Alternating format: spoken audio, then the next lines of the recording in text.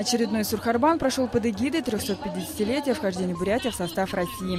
В те годы русские казаки построили один из первых острогов в Баргузинской долине. Он стал главным опорным пунктом освоения Забайкалья русскими. Безусловно, такие мероприятия нужны. Это люди, смотря на такие мероприятия, значит, у них поднимается надежда, что мы стремимся к чему-то лучшему.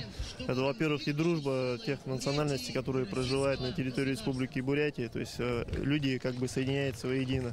То есть нету ни межнациональных каких-то розней, стремятся к чему-то лучшему. Программа празднования летних игр была обширная. Каждое поселение представило выставку изделий декоративно-прикладного искусства.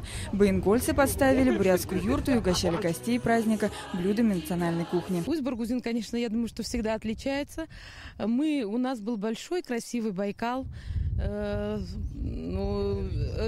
Рыбки, да. Это у нас театрализованное шествие, очень красивое. Затем на центральном стадионе сельчане состязались по волейболу, бухой-барилдану, в поднятии гирь, стрельбе из лука, легкоатлетической эстафете и перетягиванию каната. Приехало много участников по национальной борьбе, по стрельбе из лука, по легкой атлетике также есть. В легкой атлетике, гирях и стрельбе из лука сильнейшими стали спортсмены Баргузина и Усть-Баргузина. Первое командное место у баингольцев.